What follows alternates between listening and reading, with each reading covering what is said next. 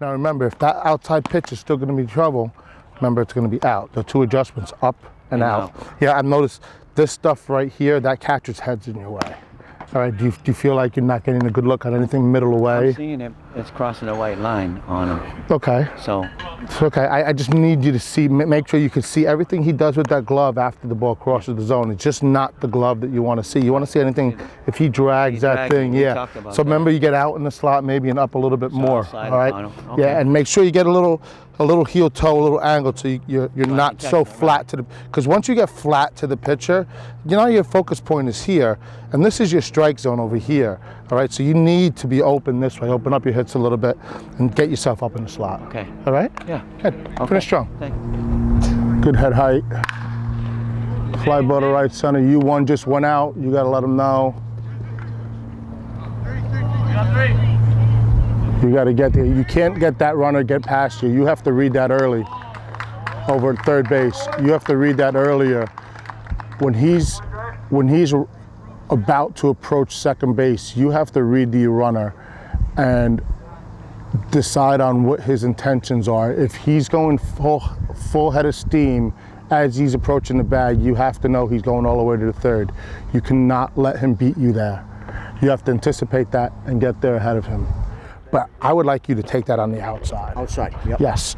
Okay, you actually had a possible missed foot at first base. Did you see that? Yeah, did you see it? Because I saw you went in and you pivoted when we talked about AAA pivoting. You still went in and pivoted. Yeah. Instead, if you're going to go in, I'd rather see you take that over your shoulder and get there, because you got to second base with the play. But if you had just ran through your pivot, you know how closer you would have been. You would have been right on. Yeah, you would have been right there. Oh! A hard kid, a boy. I saw it.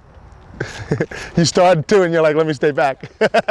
I saw you working hard right there. I appreciate you listening and trying. I saw you starting to go in what you normally would, and you were like, oh, let me stay back here. That was a nice job making a late adjustment, thinking while you're working. No, it was just a Post-pitch steps there. Make sure we're taking post-pitch steps, Joe. Joe, when you take your post-pitch steps, I'd like to see them harder, and don't drift into those post-pitch steps like it's not going to be a throw. Just so we're aware. Here we go.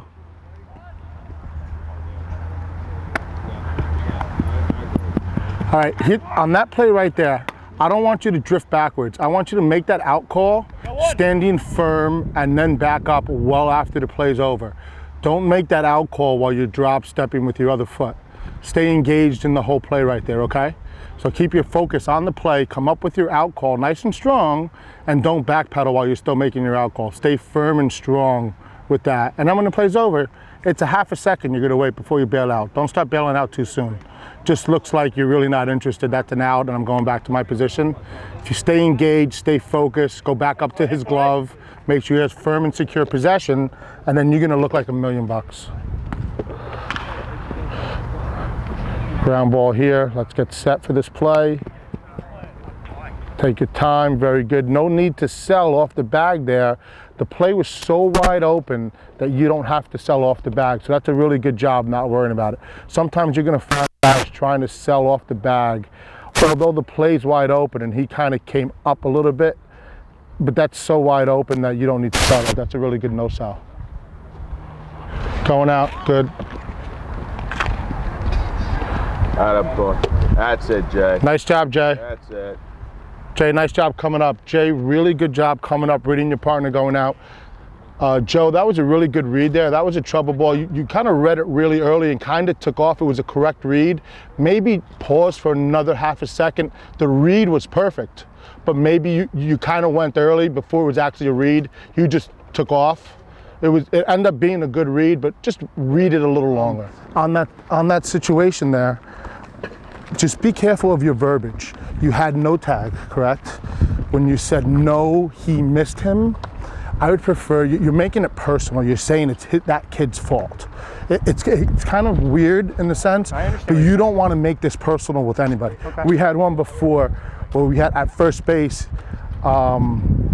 he said to him, no, you missed the base, you missed the base. We're not going to use you. Just like we don't want coaches doing that to us, we don't want to do that to players. Okay. That'll bring out a coach right away. Okay.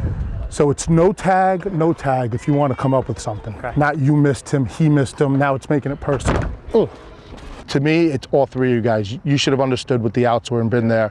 He should have understood, and the plate umpire who's got everything in front of him, the quarterback should have stopped the play before, should have stopped the pitcher before he pitched until you guys were set. Okay. At the end of the play, you kind of filled in a hole. He was kind of in the middle of no man's land.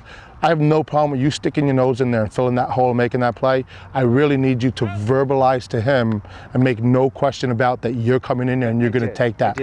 Okay, that's excellent then. Just make sure that I'm taking it, and there's no bones about who's going to make that call. I mean, say I'm behind you. Okay, Okay, so that's fine. Yeah. Basically, that should be his one runner, one play, one runner, one umpire. That should be his play in the middle. There's no reason for you to push there. Okay. You know, if something happens where the play goes to third, you can push him back, come up for a play coming back to second.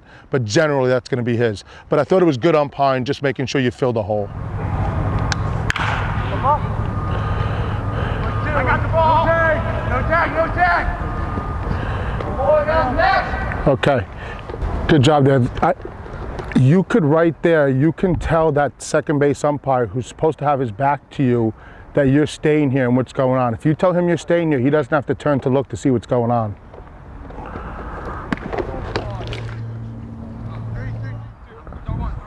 You need to sell that a little bit better. Sell that. That's one that's on the ground. It's a possible trap right there. You saw it, but I need you to sell the shit out of that. Put your hand up in the air and let everybody in the ballpark know that you have decided that that's a catch. You've seen it. That is a clean catch, and sell it. That's a big play right there. As late as you decided to go, if something had happened and there was a play back into second or something, he never would have got there. Do you know what I'm saying? So just be aware when you do that, you got to make decisions early. But your strike two right there isn't always as loud and forceful as your strike one. It needs to be equal.